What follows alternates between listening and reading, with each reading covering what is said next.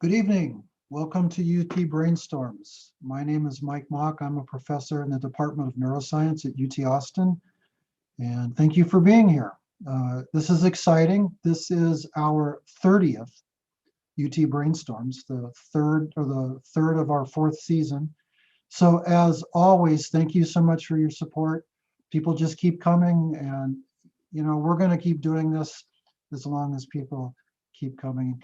So I always say a couple of things about brainstorms. I know many of you have been to them before, either in person or in this format, but I know we've got a loyal following of a few who have been to almost all of them. But for the people who maybe this is their first or one of their first, let me just say that UT Brainstorms is sponsored by the Department of Neuroscience at UT Austin. And the purpose really is to begin a conversation. We're passionate about being neuroscientists, and we know, have strong feelings that maybe more so than most other science fields, that neuroscience is really about us. And we're passionate about sharing what we know, translating what we know to be understandable. But I have to say, there's a reason why conversation is in the titles of these presentations, because we want it to be a conversation both ways. We learn from you. We learn from the questions that you ask.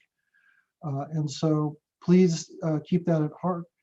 If you don't get your question answered tonight, you can email me. And we'll, as always, find a way to get your question answers. We want it to be a back and forth conversation. So I want to remind you that we have a YouTube channel, UT Brainstorms, and or you can go to utbrainstorms.com, and there are links to them. All but the first 6 of our 30 UT Brainstorms are on that channel, and you can watch them, and it's fun to go back and look. Also, feel free to send us ideas about topics that you would be interested in seeing in the future. I always want to say thank you to Elena Silva and Laura and Ian. They're the 2 UT people who do all the work and have done so much, and they're so passionate about this. They both quite deservingly won an outreach award from the College of Natural Sciences last year, and we're very proud of them for that. And so thank you, Laura and Elena. The format, our speaker will talk for 45, 55 minutes or so, and then we have a panel to answer questions. You can be typing in your questions even during the presentation. It's kind of good that it works that way, because our panelists can be thinking about answers even as the presentation's going. And then we'll answer questions until it's time to stop at 8:30. So since the pandemic and going to this virtual format, we've tried to have COVID-related topics one way or another. We've had everything from one of our molecular biology friends talk about vaccinations and COVID to tonight, which is about alcohol and the alcohol addiction. So maybe it's a bit of a stretch, but allegedly people are drinking more alcohol during COVID, and so that's our connection. We're really delighted for tonight's speaker, Dr. Jonathan Pierce, the Department of Neuroscience. John, I have to say, John, we're so lucky to have John. In addition to being a brilliant scientist and quite passionate about his work, John's just amazing. He does an enormous amount with outreach for so many things that he's quite passionate about. We're so lucky to have him, and we love him as a colleague. And you'll see he has a real gift for communication. So just so that John can get started, I know it's not the same, but can we find a way sort of telepathically to welcome our good friend, Dr. Jonathan Pierce.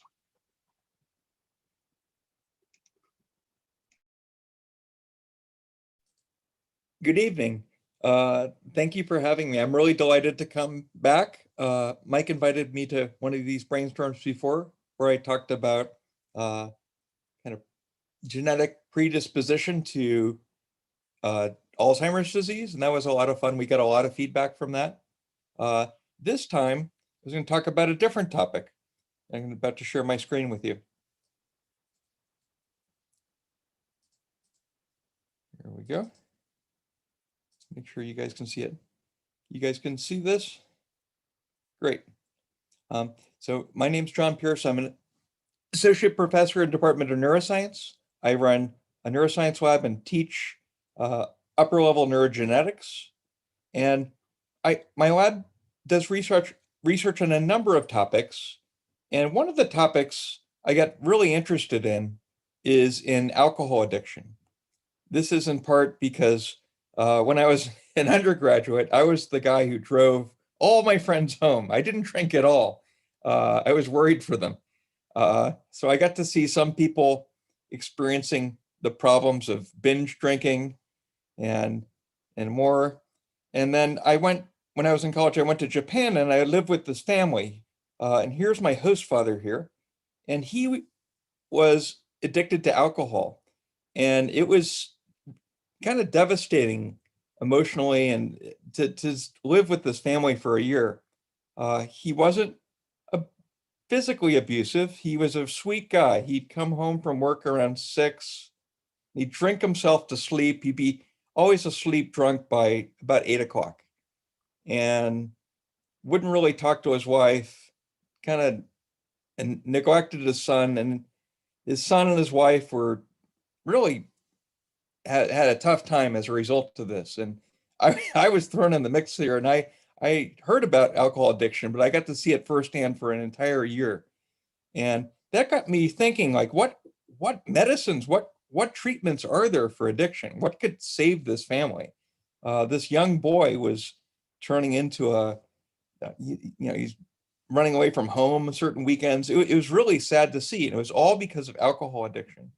And I'm sure many of you in the audience probably know people, or maybe yourself at some point in your life, kind of wrestled with problematic drinking. And it's a huge problem for society. But for me, most of the topics I picked for research in my lab are personal in my lab, and this is one of them.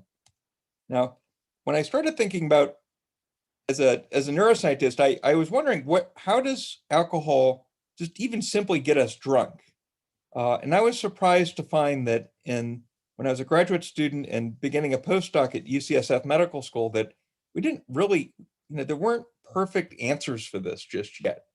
Alcohol is a tricky molecule. It's really tiny. It dissolves in water. You can quickly get it past the blood-brain barrier into the brain to affect all sorts of behaviors.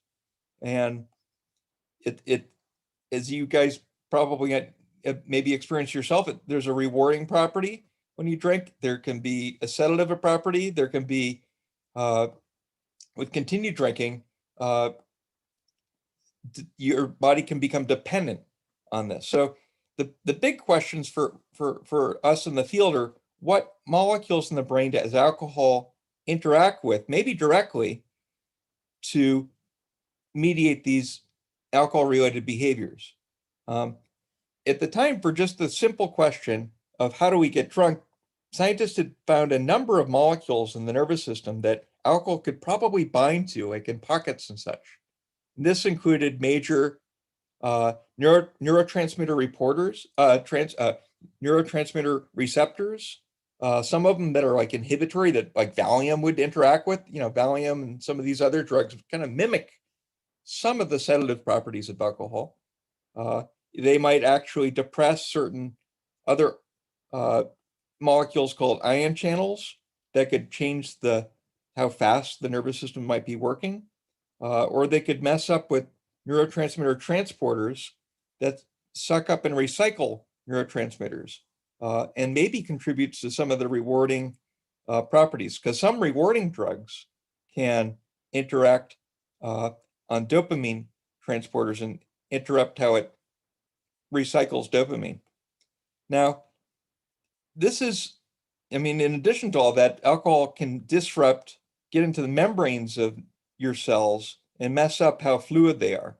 So there's any number of molecules in our body that alcohol could interact with to elicit its interesting effects on behavior. As a scientist, it'd be nice to work with humans and figure out the answer with humans first, but we can't perform certain experimental manipulations on them. So one thing that might surprise you is that scientists are actually making pretty good progress on understanding how alcohol affects the nervous system in humans by studying even simple animals like the fruit fly and even a tiny worm called C. elegans that I'll talk about today. I think if you Google after this, does your favorite animal X get drunk, you'll find that someone somewhere has published a paper on it, whether it's goldfish or monkeys or alcohol is found in the environment, so a lot of animals can actually get drunk. Now, what about how applicable could this tiny worm, it's about a millimeter long, be applicable to humans? It's not intuitive, I admit, that you could learn something about our human, how the human brain works from this tiny animal.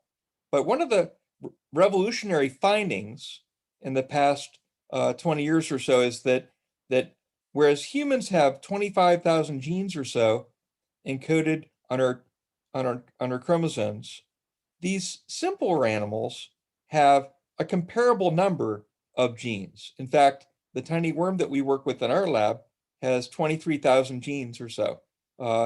And when you consider the nervous system, most of the same genes are there, and they can functionally replace each other. You can swap a worm gene for a human gene and it can take its place. So this is how we can justify our approach of working with this simple animal and have hopes that we can discover genes that are in humans that are important for alcohol addiction behaviors. Now, this tiny worm is found everywhere around the earth. It's found in rotting vegetation. So for instance, here's some rotting apples underneath the tree. And there's alcohol in their environments too, if yeast is breaking it down. And worms they have an innate preference for smelling. If they smell alcohol, they'll go ahead and crawl over to it.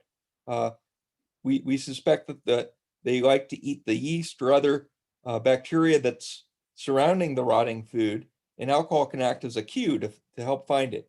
There might be other reasons why it drinks too, but that's definitely one of them.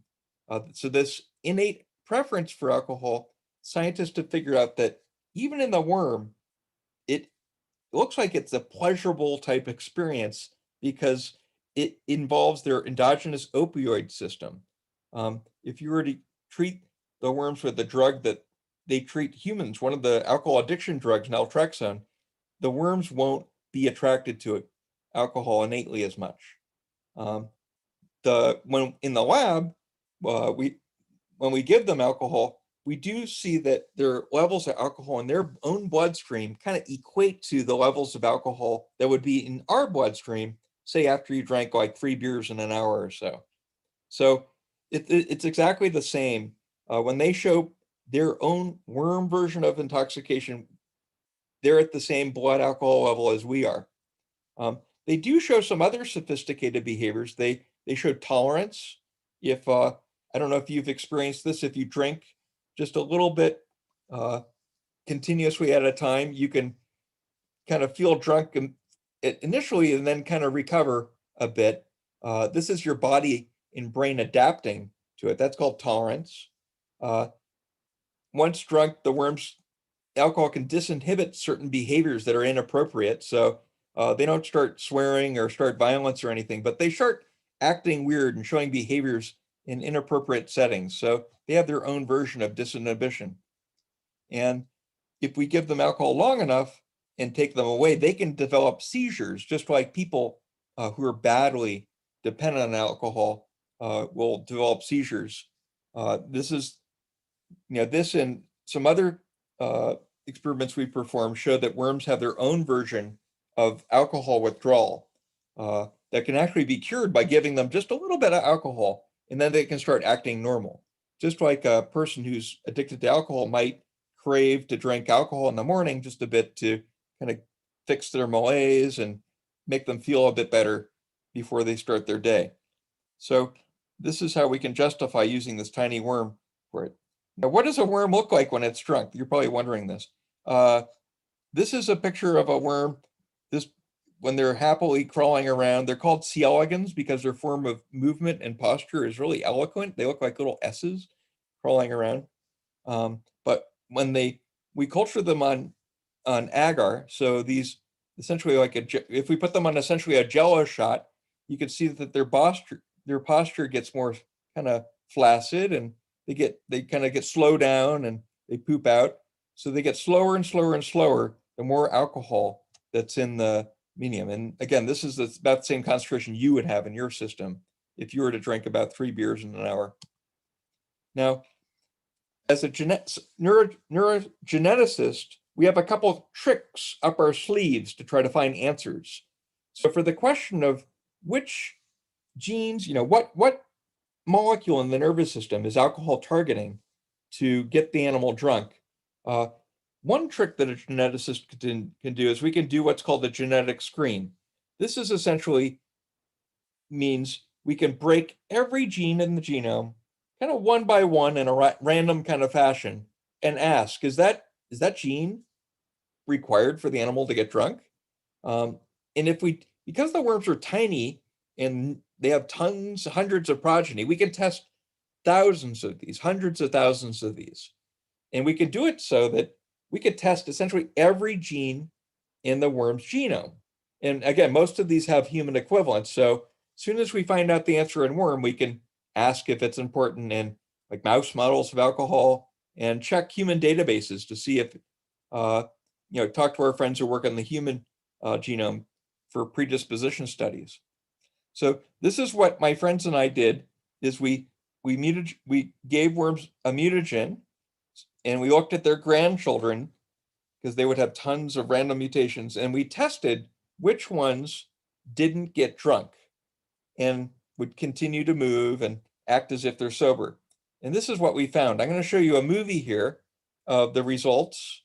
And this, you have a bird's eye view here looking down on a jello shot.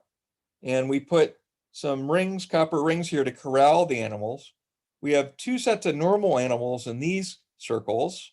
They're going to get drunk. And we're going to have another circle over here with our mutant in it. And they're all treated with the same level of alcohol. And you're going to watch how they behave. Here, and get rid of the cover. So you can see the video sped up a bit, but you can see that the mutant animals are zipping around pretty quickly, whereas the normal worms are quite sluggish. They're not dead. They're just kind of sluggishly moving around in a drunken stupor. So these animals were remarkable for not getting drunk. So the big question is, what gene was mutated, and is this an alcohol target, and do humans have it? So this is how scientists do this. What we do is we looked at all the animals. Most of them get drunk. This is the wild type. It gets drunk on alcohol. You mutate most genes, and it doesn't really have anything to do with alcohol. So those mutants will still get drunk. But let's say we found only one that didn't get drunk. We could take it, collect its progeny, and try to figure out what genes and molecules in its body are broken or missing. And this is how it works. The beautiful thing about this is you don't even need to be an expert on the topic. In fact, you in the audience will be able to figure the answer out in this cartoon description I'm going to show you in the next slide. So here's their mutant. This is the one that's resistant to getting drunk. What molecules is it missing that could be an alcohol target? Now, if we look at its genome, we can try to check out which genes are missing, which genes are broken. Let's say, kind of hypothetically, your normal animal would have 6 molecules. You zoom in on 6 molecules at the genetic level in their genome, and they're perfectly fine because this is the normal worm. When you start looking at the other mutants, each one has a different molecule broken. Mutant 1, if you remember, did get drunk. So this purple molecule is not required for getting drunk. Likewise with mutant 2, it got drunk. So this pink rectangle molecule has nothing to do with, nothing major to do with intoxication. Now, this was our important mutant here. This is the one that didn't get drunk. And if you look here, you can deduce it's missing this blue molecule, this aqua molecule, and we could deduce that that molecule might be a direct target of alcohol or something in its pathway. So this is what happened. So we did this thousands of times, and we got a few dozen mutants that couldn't get drunk. And at each time, all those mutants, the majority of them had this certain molecule called a potassium channel broken. A potassium channel is a protein pore. It's almost like a little tube that allows potassium to leave your neurons to go outside. Now, why would it want to do that? Now, neurons turn on or off by opening or closing different sets of these ion channels. When a potassium ion channel opens up and lets potassium out, that makes the inside more negative and kind of turns it off the neuron. So this looks like it could be you could think of it as a brake on neural activity. The other mutants that came out of the screen were a melatonin receptor, which is kind of interesting because that melatonin is a molecule that can kind of make you sleepy, and unexpectedly a dystrophin protein that has something to do with muscular dystrophy. I could talk about that later if you want to know why that came out of the screen.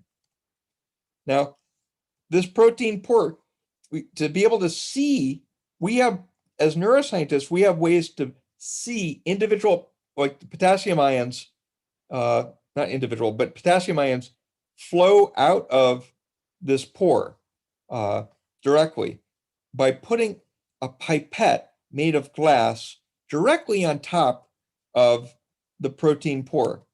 And here's an example here. If we have a neuron, we could put a pipette on top of the potassium channel, pull it off, and then study how current goes in or out of this pore, flickering on and off. Here's a recording where you could see that every time a little blip pops up, that means some potassium fluid was flowing out. It normally kind of turns on and off at a basal frequency, right? But if we put alcohol on, then you could see that the frequency increases, and this returns to the normal once we remove alcohol. So this shows that alcohol directly activates the potassium channel here. And because I just explained that this potassium channel can act as a brake on neural activity, it's easy to imagine that this could be a major reason why alcohol affects the nervous system by slowing it down. If we look at the animals that are missing this BK channel, we can see that, and we look at their speed. First, if we look at the normal worms, they have a certain speed. If we get them drunk, they slow down quite a bit. If we look at the animals that are missing this potassium channel, they move at a certain speed and they hardly slow down at all if we get them drunk. One interesting question is we've shown that this potassium channel is required for getting drunk. The next question is it activating it sufficient for getting drunk? And we did this by mutating the channel so that the channel's not missing, but that it's overactive, and it kind of mimicking the drunken state. When we did this, even when these mutants hadn't drunk any alcohol at all, they acted drunk. You could think that they were born drunk. And the fascinating thing, even though alcohol is not around, they're quite slow. So this shows that activating this potassium channel in and of itself was sufficient for kind of mimicking the alcohol intoxicated state. So these are kind of complementary pieces of evidence pointing towards this potassium channel as being pretty important for getting drunk in this worm. Now, this is just a diagram. Remember that this potassium channel is throughout the whole brain. It's even in your muscles. So it's easy to imagine when one neuron is trying to talk to another through synapses that if this potassium channel is overactive here, it might quench and kind of slow down the neural transmission. And this would be multiplied throughout the whole brain. And it'd be easy to imagine that, generally speaking, lots of behaviors would slow down. One of the next things we did in our lab is, having kind of figured out some evidence that this is pretty important for getting intoxication, we were next curious, how does alcohol act on the channel to turn it on, to kind of increase its how fast it's opening? What we did is we collected a whole nother set of mutants that have different parts of the channel kind of tweaked just a tiny bit. So rather than removing the channel in its entirety, we kept the channel there, that we would mutate different amino acids throughout the whole channel randomly. Okay, I'm gonna ignore the comments. Please write your questions if you'd like to. This is a graphical depiction of the amino acid sequence of this channel. So you can think all of our proteins are made up of combinations of 20 amino acids, and each one of these letters signifies a different amino acid. So we tested a bunch of these, all shown in blue, but when we tweaked this one amino acid right here, this T, signified by this T, and it got mutated to a different one, then that animal didn't get drunk. Here's this.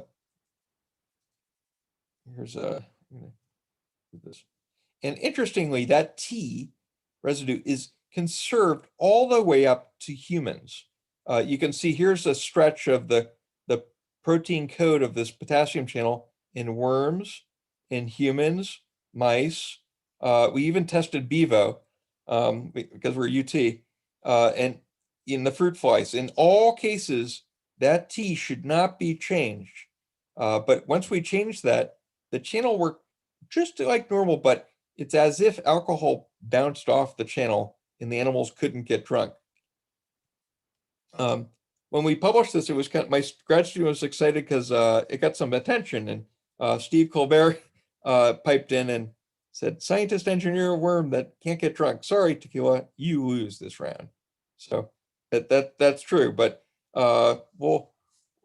we still have a ways to go to convert this result into a discovery that could help people with medicine. During our studies throughout these years, scientists did discover that people that have mutations in this channel, or unlucky enough to have mutations in this channel, have a form of epilepsy. And here's an example of, I showed you those blips going up and down for the potassium channel opening and closing. This is how like a normal potassium channel in your body, most of our bodies would work. But in this family of people with epilepsy, you can see that it kind of acts haywire. And that's a problem, and that could cause epilepsy in these families. Interestingly, people in those families, turns out they have these bizarre medical problems with movement once they drink alcohol. So just like our worms with the hypersensitive potassium channel, these people share the same problems as our tiny mutant worms. They have severe problems with movement once they drink alcohol. To try to get to answer the question whether or not this potassium channel is important for getting drunk in mammals, we worked together with some mouse researchers. We wanted to knock out this channel in mice and just see if they don't get drunk, but unfortunately, it's not that simple. If you knock out this channel, you have all sorts of other side effects. You become incontinent. Your sleep goes haywire.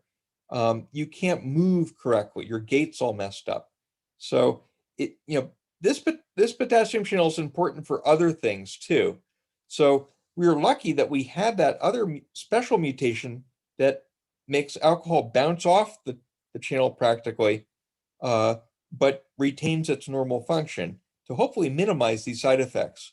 So we raised some funds for Supermouse, and Tom Calhoun And many of UT alum and UT's people were excited and were very grateful that they supported this. And we raised funds to build a super mouse using CRISPR knock-in genetics. We use CRISPR, gene editing technology, to change the sequence of this potassium channel in mouse to mimic to be the same as what it was in our alcohol-resistant worms. We gave this mouse to our friend Angela Osborne, who used to be a UT student, but runs her own lab now at Oregon Health Sciences University in Oregon, and Portland, Oregon. When she did this, she found that the animals when she mutated the potassium channel this way and tested them, she found that they weigh pretty much the same across males or females. They drink about the same, but when we give them alcohol at different doses, they need a lot more alcohol to get knocked out than your typical mice. And you can see that here. Here's an example of, this is a kind of an interesting test that alcohol researchers do. It's called a loss of writing reflex. We will get the mice so intoxicated and we'll turn them upside down on their backs, kind of like and then normally mice will want to right themselves to get on their feet right away. But if we keep getting them drunker and drunker, it takes them longer. It would take them longer to turn around. I'm sorry, to turn over. Eventually, they won't be able to turn over hardly at all. And what Angela found was that it took much, much more alcohol in their bloodstream before they got to the point that they couldn't right themselves. She did this along with a whole other battery of tests and she determined that just like our worms, that this BK channel knock-in so-called super mouse was resistant for getting drunk by a number of measures and had lower at kind of increased tolerance to alcohol as well. And it had, depending on how much it drank, it had a little bit less severe withdrawal symptoms. Now, this was pretty satisfying, that showing that it's going to be important for mammals and probably humans too. But now it'd be nice to kind of pivot and try to find a drug that could kind of take advantage of the discoveries that we've made in targeting this BK channel. We wanted to be able to find drugs that could stop the channel from alcohol from activating the channel, drugs that could tweak the channel to help relieve withdrawal symptoms, and so on. We turned to a technology that maybe you may not have heard of called Phage Display. This is a pretty remarkable technique. The 2018 Nobel Prize was given to 3 scientists who came up with this idea and a couple similar ones. For its importance. It's been leveraged to come up with novel medicines for cancer and a number of other diseases. And this is one of the together with John Meek's lab here at UT, we tried to figure out if we could develop our own drugs to target the potassium channel. So the way this works is, wouldn't it be cool if you could test 1 trillion different drugs all at once and know which one worked? That's pretty much the way the way the system works. So we go ahead and we purchase a tube that contains this virus called phage. This is not a virus. This isn't coronavirus. This is a virus that infects bacteria. And this is a tube that researchers have made so it contains tons of phage, and each one has a slightly different peptide hanging off the end of it. Okay. Now, what we can do is we can put our BK channel on our favorite substrate. Here it's just a generic blue molecule, and we can mix them together. And if one of these little peptides happens to stick well to our target, it'll stick there, and then the rest of them would wash off because they don't stick. And then if we do, and then we could do this a couple rounds to amplify the phage that happen to stick to with their unique peptide to our target. And then when we're done through this, it's like panning for gold. We're panning for the things that will stick to our target molecule. We could get the liquid off, use DNA PCR. We could PCR up the sequence for this peptide and figure out which of these tiny little peptides potentially stuck to our molecule here. So this is called phage display because these are phage viruses and they're being displayed. They're being kind of sprinkled on your drug target, the target that you're going after. And this is this is your new drug. When you do this, you get not just one usually, you get a couple different candidates. And we went ahead and we tested them on our worm. I'm going to skip ahead. When our research associate, Louisa Scott, worked really hard on this and did a fantastic job. And she narrowed down to about 20 different promising peptides from this screen. And we could go ahead and have them synthesized. And we wanted to know which ones, all we know at this point is they probably stick to the target, right? We don't know if they're going to have any effect on getting drunk or stopping the worms from liking alcohol or withdrawing from alcohol or what have you. We also wanted to try to find some of these peptide drugs that would have minimal side effects, right? So to try to figure that out, what we did is we tested these drugs on both the normal worms and then also the worms that lack the channel. If it had any effect on the worms that are missing the channel, that signifies a problem. That signifies they could have an off-target side effect. So we went ahead and we didn't focus on those. For those where it did have an effect on the normal worms, but no effect at all on the worms that are missing this BK channel, that signified that it could be a potential cool drug to affect its function. We went ahead and tested a number of them. Here's one example, and you can see what it looks like here. This is Louisa named peptide LS10. It's synthesized in this ring structure when we had it made. And if we incubate it with the BK channel and we put it with alcohol, this peptide has no effect on the worms, but it on the channel normally, but it stops alcohol from activating the channel. You can maybe romantically or fantastically think this as a drug that James Bond could use to drink his opponents under the table. You would have no effect on you until you started drinking, and then it would prevent you from getting drunk. This is just one of the several different drugs that came out of this screen.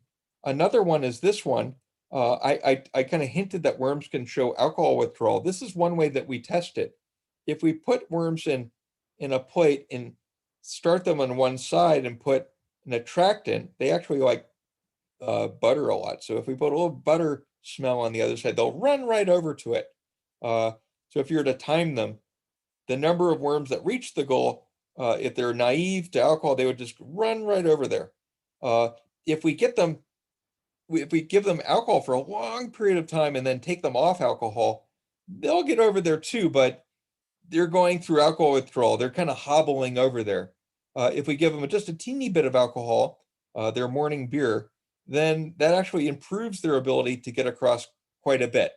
So this shows that worms have their own worm version of alcohol withdrawal. We found that if we treated worms with one of the other peptides that came from Louisa's screen, it actually totally it totally got rid of the alcohol withdrawal problems. Those animals could rush right over to the alcohol as if they've never been exposed to alcohol at all. Interestingly, this peptide activates the BK channel when we test it with that electrophysiology technique. It's kind of, so this is kind of different than the peptide I showed you before.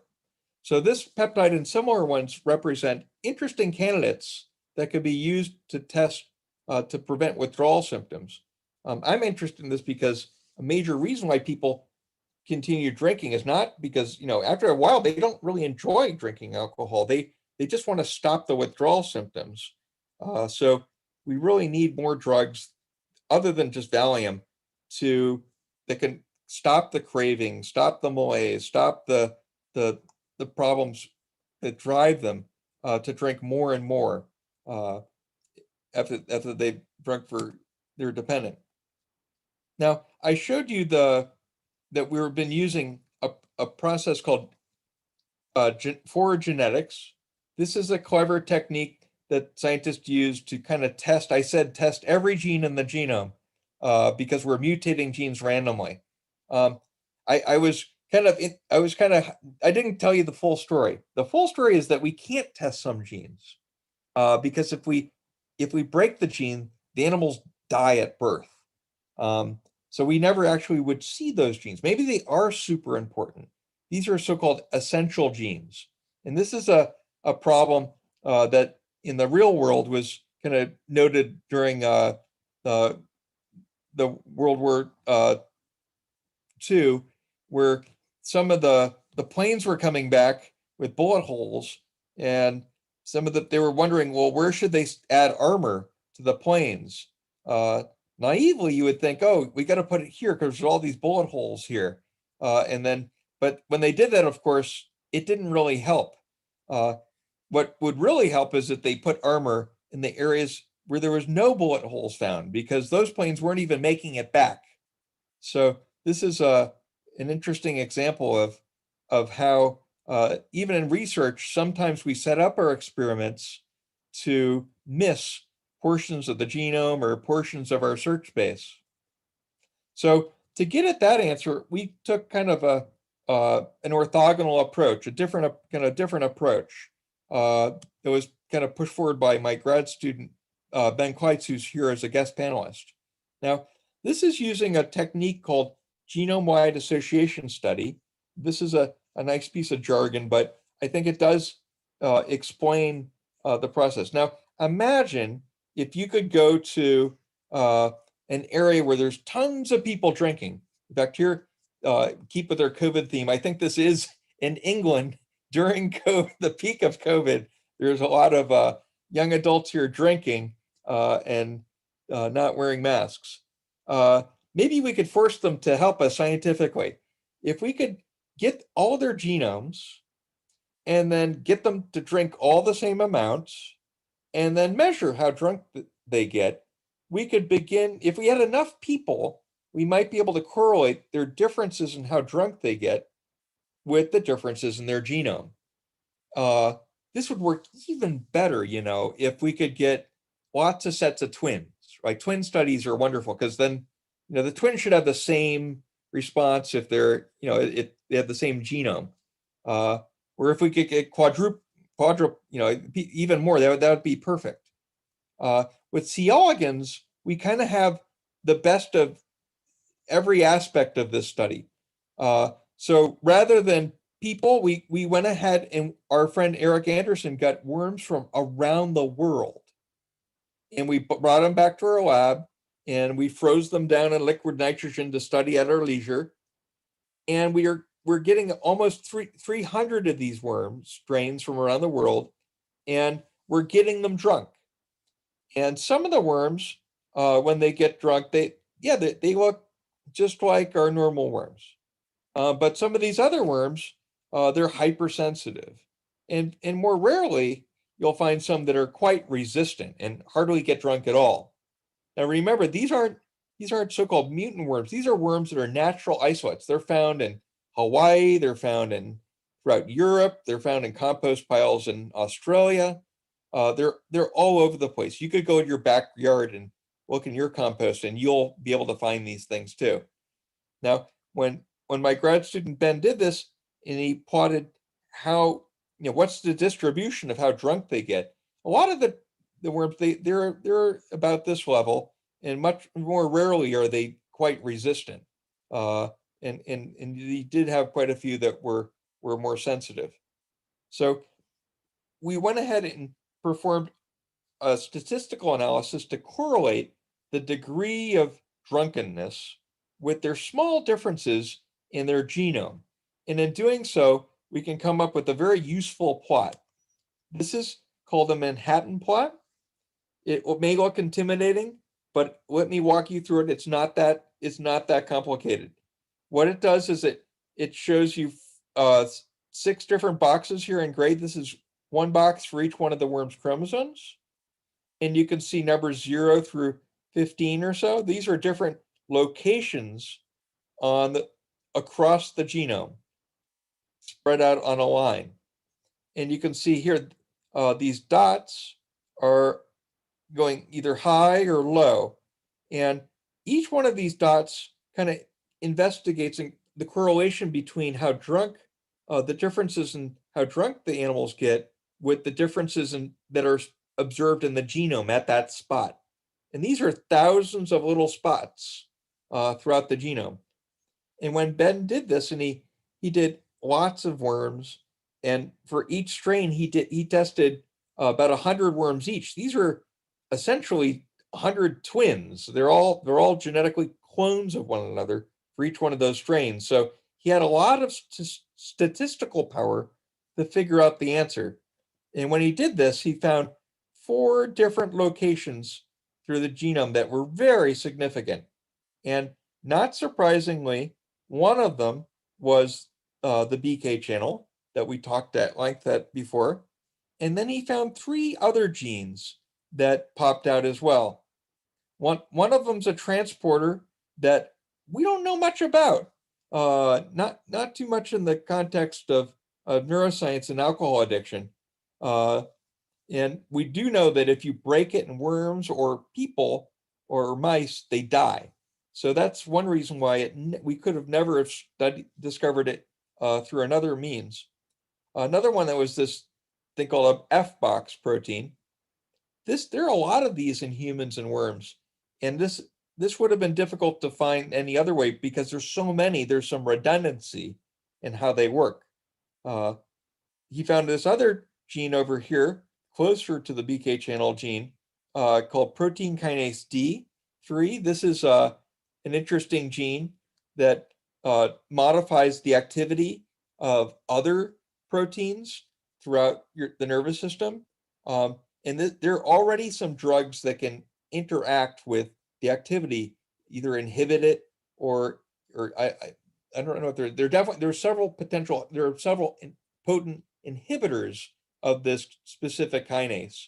And we're beginning to explore whether it could represent an interesting drug to use to treat alcohol-related behaviors. Now, I wanted to summarize here that when I talked to Mike, he said you guys like to hear real science, really what we're doing, not baby it down. Tonight I talked about the real nuts and bolts of what we're doing in our lab, and I hope that we're able to do it in an understandable way. And if not, please ask us questions so we can clarify. We have Ben here; he could talk more in detail about his fascinating, promising study right there at the end. But through the past 2 decades, we've found that this potassium channel is quite important. It's required for getting drunk in worm, and it looks like in mouse too, and probably in humans. And it is, if you activate it, it's enough to explain a lot of what's going on in intoxication. And we are now excited to pivot to try to look for drugs and design them to affect how this might prevent withdrawal symptoms or other alcohol behaviors in rodents, like craving, that are difficult to model accurately in this tiny worm. And lastly, we tried this other approach to look for even new genes and new targets of alcohol that are definitely important out there. I didn't have enough time to talk about other projects in our lab related to alcohol. We have one other major one where we screen drugs against the worm just kind of randomly to find ones that would prevent withdrawal. And we were pretty excited that we got a hit. It worked really well. And we collaborating with Stephen Martin here in our chemistry department. We knew from other chemists that this bound sticks to a certain molecule that's in all animals. And we knocked out that molecule in this worm, and we were able to prevent the drug from having an effect anymore. That gave us really good hope that that drug might work the way we think it would and bind a specific molecule. When we passed that to our friends at Boston University, it could prevent an alcohol-dependent mouse from deciding to drink more alcohol. So we're at the point where our research with this lowly, simple worm, it's powerful because it's quick and fast. We can edit all these genes and study it very quickly. It has predictive power for seeing how alcohol affects how alcohol-related behaviors work in rats, mice, and in humans as well. So I'd like to thank members of our research lab. There's some people, Ben's here tonight. We've had a number of great undergrads who've helped us out through the years. Ted in particular on this project. We've had lots of other undergrads, Rachel, Angie, Caitlin, Praveen, Natalie, and Lindsay Becker have done great work with this on this alcohol project. And Louisa Scott was a master in coordinating much of this. Scott Davis was a grad student who's now in South Carolina.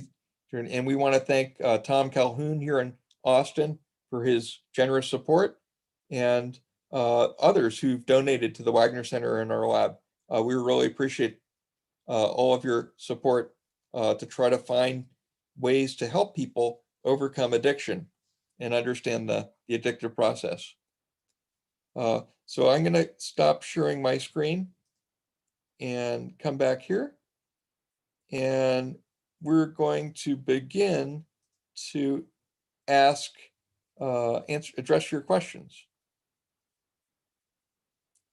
I'm going to scroll through the questions in the chat, I guess.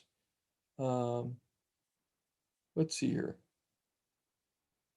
One of the first questions is and I want to, before I do this, I'd like to introduce our panelists, and they're going to have to show their faces. Tonight we have Ben Kleitz and Laura Ferguson. Ben is a grad student in my lab, a senior grad student. He came from West Virginia University, where he got a bunch of different scholarships. He's a stellar student from there. He has a background in plant population genetics, and he was really interested in how genes affect really complicated aspects of biology. And now he's moved over to addiction, which I think that's definitely complicated enough. And he's doing a fantastic job with it. I want to introduce Laura. Laura Ferguson was a grad student here at UT and moved on. She's now currently a postdoc in the lab of Bob Messing. And it's been amazing to watch her blossom into a fantastic scientist. I sound, I don't know if I sound less professional, but Laura rotated in our lab at one point, and I missed an opportunity to grab her for our own projects. But I'm really happy that we kept her here at UT, and that she's done such an amazing job. And she has a number of different really clever directions to try to find novel drugs to treat alcohol addiction that she can talk about tonight, that are totally different than what I've talked about. I'm going to go down the questions here. One of the first questions is, how does alcohol addiction differ from drug addiction? And who would like to answer that? Laura, would you like to tackle that first round? It's a great question. And you got to unmute yourself. Are you muted? I don't hear you. Yeah, I can't hear you. Can you hear me now? Yeah. Yes, maybe it's your headset. I'll take off the headset. Yeah, that is a great question. And I first I noticed when you read the question that it was, how does it differ from drug addiction? And it's so often that we forget that alcohol is a drug as well, just because it is legal and most of us do partake in drinking from time to time. And yeah, in a lot of ways, I saw another related question. About addictions and how similar or different they are. And drugs, all alcohol, cocaine, heroin, different drugs kind of hijack the brain's natural reward circuitry. And so a lot of the same brain circuits are involved for all drug addictions. But of course, as John said in his talk, they have different specific targets and proteins in the brain and body that they interact with. So there are definitely differences, and alcohol by far is the most promiscuous drug, I guess you would say, and interacts with the most molecules, which makes it very fun to study. But they're similar in the way that they are all hijacking this natural reward circuitry and end up putting you in a downward cycle of addiction in a very similar way. So I don't know if Ben or John wants to add anything to that. Ben, do you want to say something? Yeah, there's a couple things that can tie this question together with another one of Teresa's questions. So the question about, is there a way to genetically test if somebody's predisposed towards addiction or something like that? So John talked about those genome-wide association studies earlier. One of the things that people have done recently is, instead of looking directly at, is this person an alcoholic versus are they not an alcoholic, and seeing if there are genetic differences that correlate with that, scientists have had the insight to say, okay, some of these predispositions towards alcoholism are more general than that, and they're sort of behavioral differences between people that exist. So something like impulse control. So if somebody is genetically predisposed towards having really poor impulse control, people have heard of the marshmallow test, I'm sure. So that's something where if you take a little kid and you say, like, I can give you one marshmallow right now, or if you wait an hour, I can give you 2 of them. The people who take the one right now have poorer impulse control, and that's sort of a stable, heritable trait that persists across your lifetime. And if you're just an impulsive person, that could predispose you towards all sorts of different addictions, not even just drugs, right? That it could predispose you towards overeating, it could predispose you towards gambling. So addiction is this really general process that, like Laura said, it has a lot to do with just this reward circuit that's really deep in our brains, that's been there for a long time. Yeah, so that you can see that scientists are approaching this problem from a lot of different angles.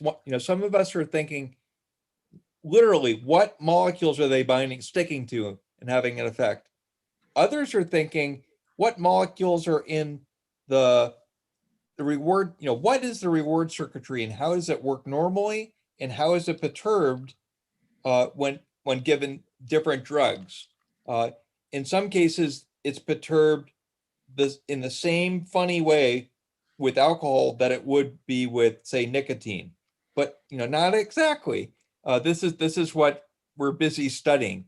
Other addictive compounds like nicotine, that binds brain molecules called acetylcholine receptors. Many of the amphetamines, all these other, they bind molecules that we already know are really important for how dopamine is signals are relayed. This is just generally speaking. So alcohol, just like Laura said, is known to modulate some of those molecules either directly or indirectly, the activities of that circuit itself. And now the challenge is, how do we find ways to push the circuit back towards normal? Okay, I'm gonna, Teresa, is your question, is the more, that's a, we haven't tested, that particular BK channel, we haven't tested that for other drugs of abuse yet. That would be. What was the question? The question is the molecule, is the missing molecule, is this BK potassium channel? If you were to take that out, would the worms not show response to other chemicals? We do know that they are sedated by some other chemicals too. So we think that the connection between this particular potassium channel and alcohol is very special. In fact, we know that it binds the actual molecule itself when ripped off by it. So, but yeah, it would be wonderful if it turned out that some of these drugs that we're developing that target that BK potassium channel had beneficial effects for helping addiction to other compounds. And that remains to be seen. That's a great future direction. Let's see here. If you break that molecule, do you still desire alcohol? I was talking with Ben today about we haven't spent as much time in our lab using the worm models for this, but for the mouse model, they still could get drunk to the point where she could get them addicted. So in a certain paradigm. So it looks like, they could be resistant to getting drunk, and that doesn't stop them from getting drunk. I'm sorry, it doesn't stop them from desiring alcohol, it seems, at least in mouse models. Is there a way to genetically test to see if a person's predisposed to addiction? That's a great question too. Ben was beginning to talk about some of that. I'll just pipe in that if you want to, I tell my students, if you want to date and marry someone who's not, as very unlikely to become addicted, and maybe your kids won't become addicted too, is marry someone who's missing the alcohol dehydrogenase enzyme. These people can't even drink any alcohol whatsoever, so they become they get poisoned by alcohol instead. So they can't handle that. So these people that have these an enzyme deficiency for metabolizing alcohol, they're frequently found throughout Asia. It's very common. They won't become addicted. Conversely, there are a few genes that are less predictive that might predispose you a bit. Maybe, I don't know if Ben, do you want to talk about some of those? Yeah, so I'm imagining that this person's question is something like, could you get something like a 23andMe report that says, I have this specific variation and this changes my predisposition towards alcohol X%. The data from human populations is still pretty preliminary for making claims that strong. So we do know that there are genes that are causing inter-individual variation in propensity for alcohol. We even know what some of those specific things are. But the strongest claims you could make right now still have to do with sort of broader phenotype, broader characteristics of a person that are hard to say, like it's this specific variation in this gene. So for example, people there's inter-individual variation in how sensitive you are to alcohol, even if you've never had it before, right? So if you take somebody who's never had a drink and you give them 2 beers and you ask them, how drunk do you feel right now? And they can say, rate 1 to 10, 1 being not very drunk and 10 being, I feel like really wasted off of these 2 beers. The people who are really insensitive to alcohol, that is that they don't feel drunk after those 2 beers, are way, way more likely to become alcoholics if you follow them across their lifetime. And we do know what some of those genes are, like John said, that alcohol dehydrogenase gene. And somebody further down asked about different populations. They asked about Native Americans, where there's specific problems with alcoholism. People have looked at that. There are specific genes and variants that they found in those populations. But it's really hard to figure out whether or not those differences that we're seeing between populations for average rates of alcoholism have to do with genotype, or they have to do with a history of what happened to Native Americans in the US. So within that population, you can say, okay, here are these variations that are causing differences between different Native Americans and how likely they are to become alcoholics. But that doesn't mean that Native Americans as a whole are more genetically predisposed towards alcoholism than any other group. It's sort of complicated why that's the case, but it's an important point. Yeah, and I would say a lot of times when people know I study alcohol, they ask, like, what's the alcohol gene? And it's important to note that there's not one gene. It is lots and lots and lots of genes. And it's been difficult to identify them in people. John was describing genome-wide association studies. That was Ben's project. And with humans, when you do this, one person's alcoholism is different than another's, and it's a very heterogeneous mixed population. So you need so many people to be able to get the statistical power to identify these genes. And maybe Ben knows better the number that we're at right now. It's hundreds of thousands. Hundreds of thousands, yeah. Is that right? There's a veteran project veterans where they have 1 million veterans, but it needs these incredible numbers because, yeah, you can imagine even among the people you probably know yourself who have problems with alcohol, it's for different reasons. They have different, it's really complicated, and they might not be truthful on the studies and reveal everything. So it's a tricky thing to study. So this is an example why Ben was so successful. He had complete control over every aspect of these teeny tiny worms. And just so with his own hands, he could get 4 significant genes. Usually these GWAS studies are enormous and they don't necessarily give significant findings, believe it or not, because it's really challenging. I'm going to go down the list here. Ross Patterson asked, what is this potassium channel useful for besides alcohol? And what are the implications of blocking it? Would this affect every cell in the body, which would have different uses? Yes, you are correct, Ross. You are totally correct. You don't want to mess with this. In fact, one way to mess with this that we know about is there's a scorpion that has a venom that will block this channel. So if, depending on, how it's administered, you could become paralyzed if you were to block these. Now, I told you about a mouse that had this gene knocked out. I'm still dumbfounded that it was able to be alive, given the scorpion toxin result. I have a feeling that there's a lot of modifications throughout its body for physiology just to keep it alive. But that being said, it's pretty messed up with its sleep, its gait, it's incontinent. You don't want to simply block the channel. That's why our lab was interested in using that sophisticated phage display approach to try to find drugs that don't block it, but modify specifically how alcohol acts on the channel. We don't want to just block it. That's a really good insight you had.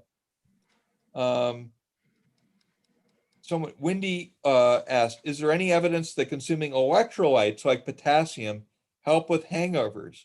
How would this relate to the potassium channel discovery you made? I don't know if you guys want to take a guess at that. I think there is evidence that magnesium, magnesium looks as an atom, it looks very similar to potassium. So atoms have charges to them, and magnesium has a +2 charge, potassium has a positive charge.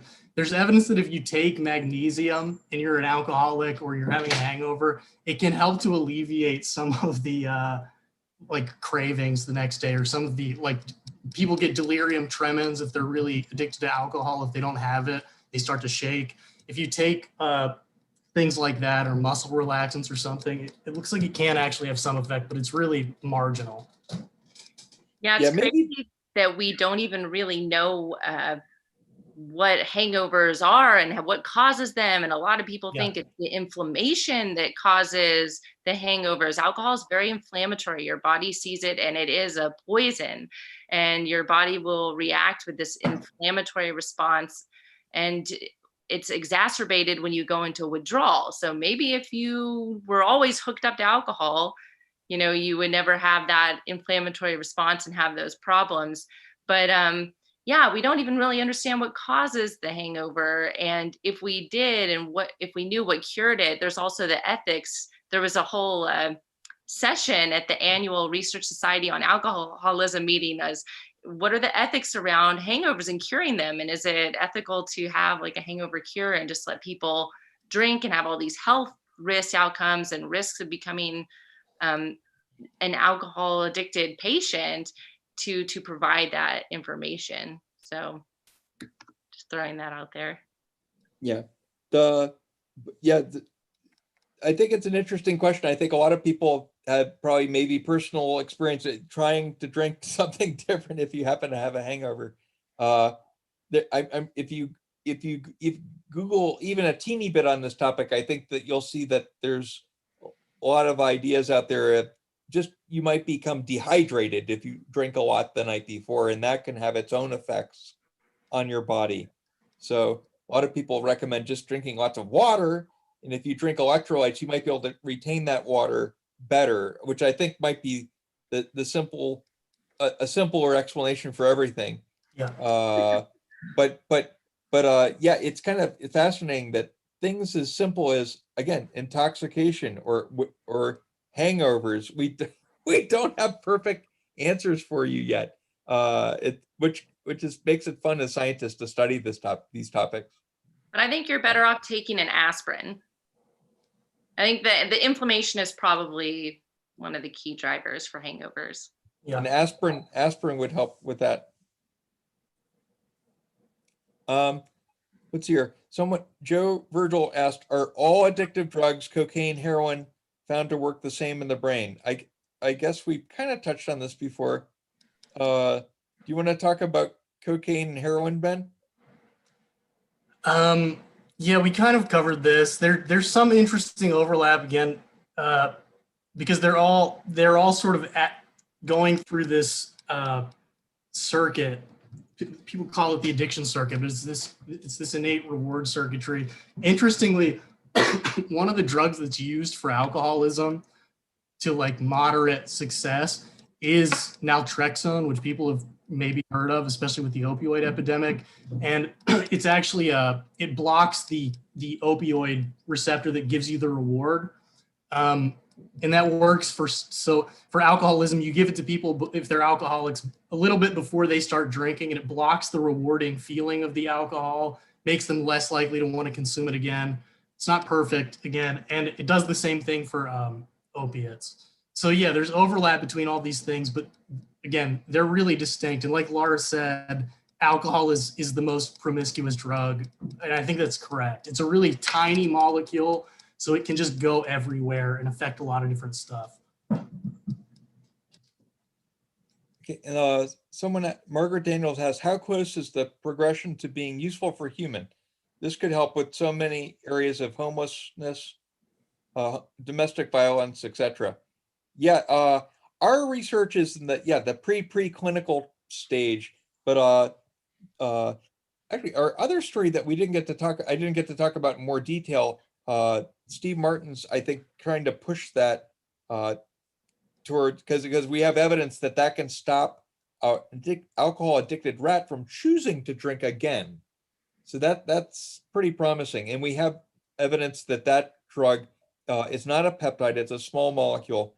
You get past the blood-brain barrier, and it looks like it doesn't have obvious side effects in the rodents so far, and it has a good profile that predicts that it would be tolerated in humans, even if it's metabolized.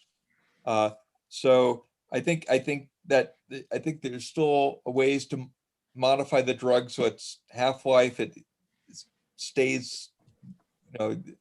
There's some some properties need to be kind of tweaked before that could be pushed next to the phase 1 clinical trials. But that's from related to our lab, I think the closest there.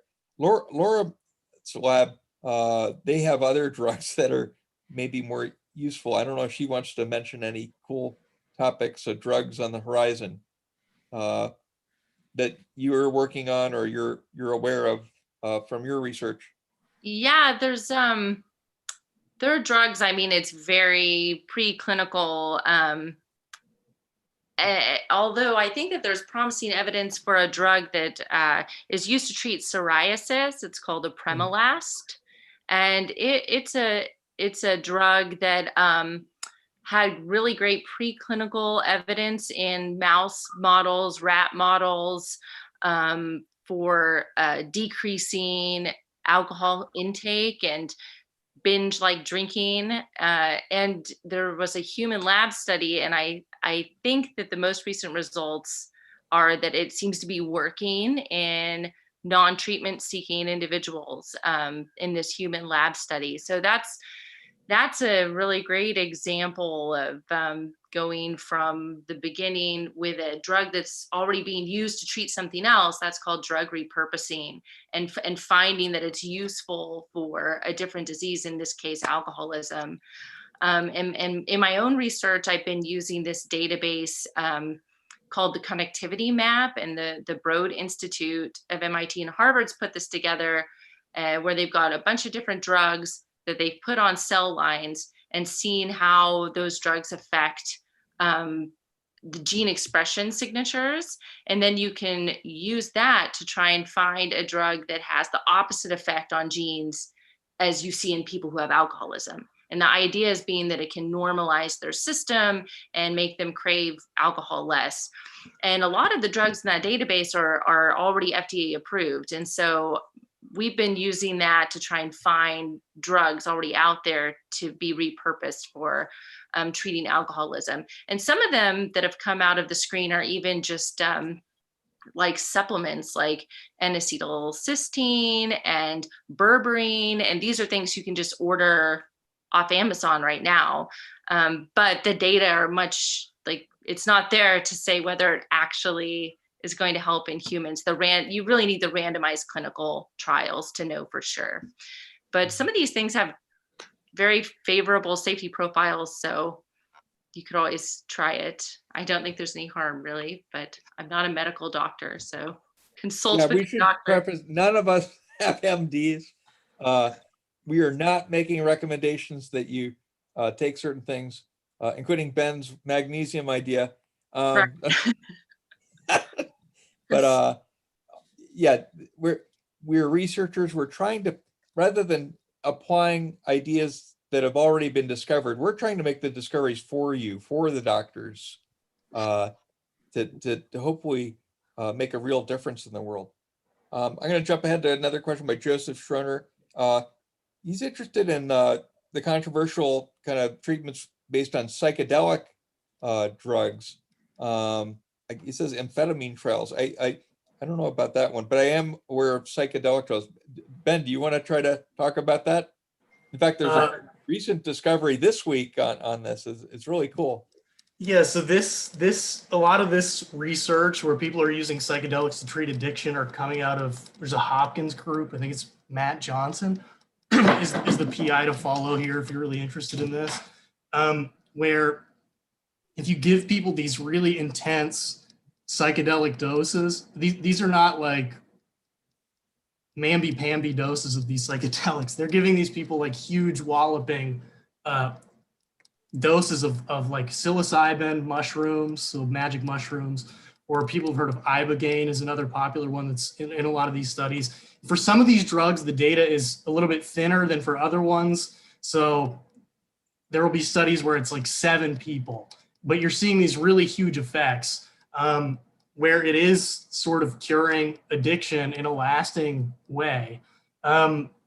What's really interesting that's just come out in the last maybe month is so you would expect that these psychedelic experiences that are sort of I'm using curing in quotes here because the jury's out whether or not the effects of these psychedelic trips persist over the lifetime or how long out they go. It does look like they persist for quite a long time though. But you would expect that effect of ameliorating addiction has to do with the actual psychedelic experience. For anyone in the chat who's used psychedelics or anything, it can be a very profound thing. But in the last month, people have been taking, so they took that ibogaine, which is that really intense one that people go down to South America or something, and they wear robes and drink and vomit and trip for 24 hours, and they're not addicted anymore. People have taken that molecule and they've started to just take little pieces of it and switch them out. So they're making, that's called an analog of the drug. So they're making all these analogs of that ibogaine drug, iboga, and they're trying to find ones that don't give you an intense psychedelic experience, but still cure the addiction. And it looks like that actually works, which is really surprising to me. And I think to a lot of the people that pay attention to this field, that those are separable effects. And that's really interesting. But yeah, it's a really promising avenue of research. And I think there's a lot of really good work that's going to come out of that in the next decade or so.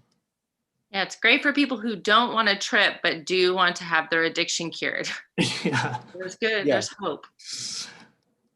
Yeah, I think that would scare away a lot of people, I think, from wanting to try it.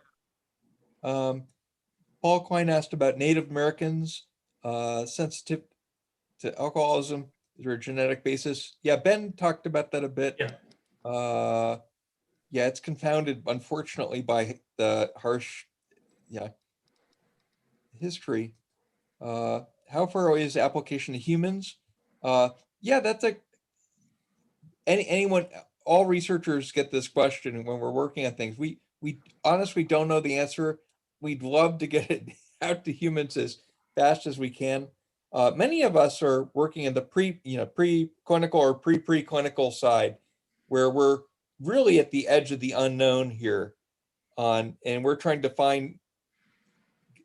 make as big as discoveries as we can, so the people closer to the clinical side can take the best, most vetted ideas and bring it to clinical trial once it's optimized and safe for, looks safe for humans. So I can't guess how an answer there. Daniel Leahy asked, are the specific BK alleles associated with alcoholism in humans? It wouldn't have been amazing.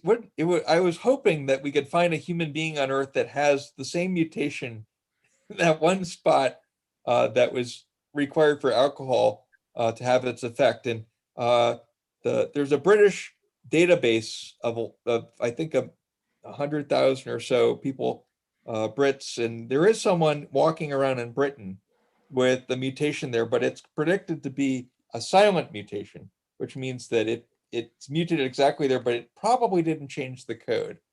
There are lots of mutations around the BK channel that are already known to influence a lot of phenotypes, and I'm not aware of any particular one yet that's been nailed down to alcoholism, because the GWAS studies, as of yet, with the low numbers, below 1 million people, haven't had the resolving power to find hardly anything. One of the, aside from the metabolic enzymes, the CRF stress receptor has popped out of them, and maybe just a handful, a few others, but it's still early days for humans on these studies. You also asked if there's responsiveness to membrane fluidity. That's a good question.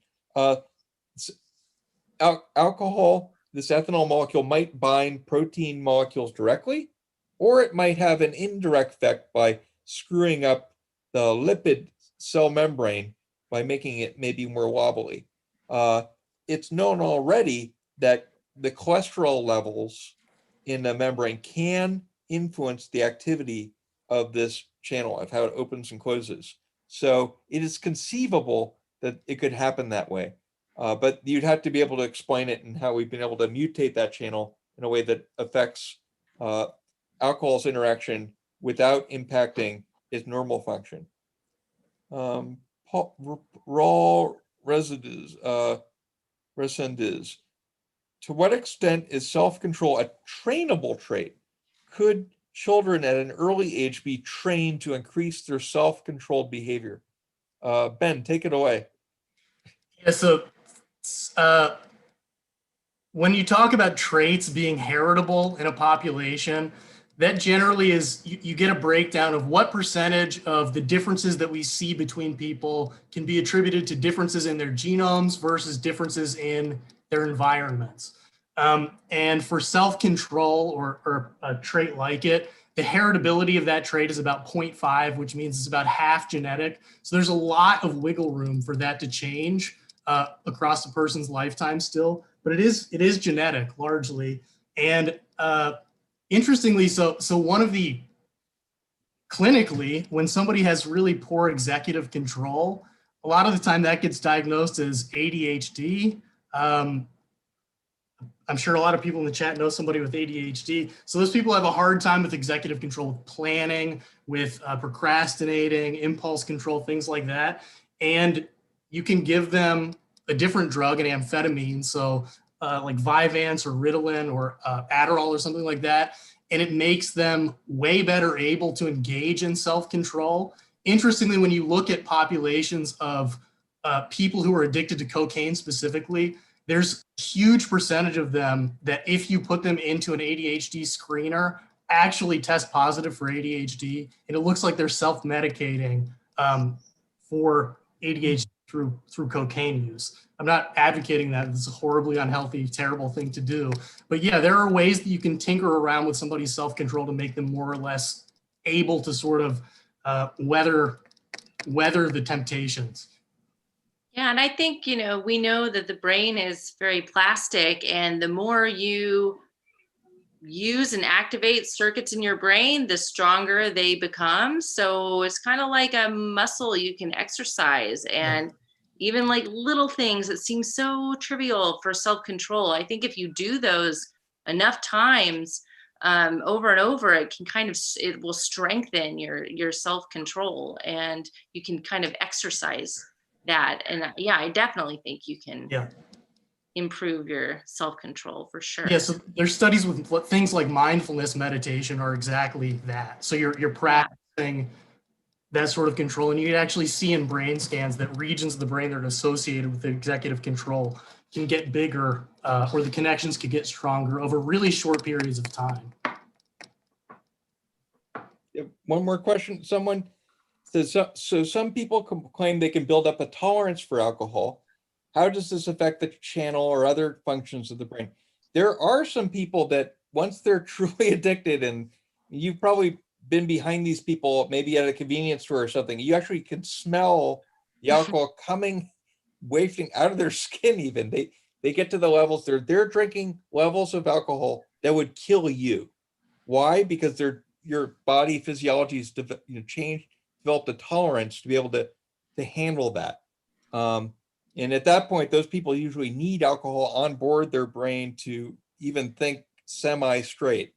So those people, I mean, you can develop a tolerance for alcohol by drinking a lot, more and more. But I mean, your liver is going to be having problems, and your brain will be having problems too. There's now, the past couple of years, nice evidence showing that the mild cognitive impairment and other is associated with lots of drinking, and these are things that accumulate over a lifespan. So the less you drink, the better your health is going to be. The World Health Organization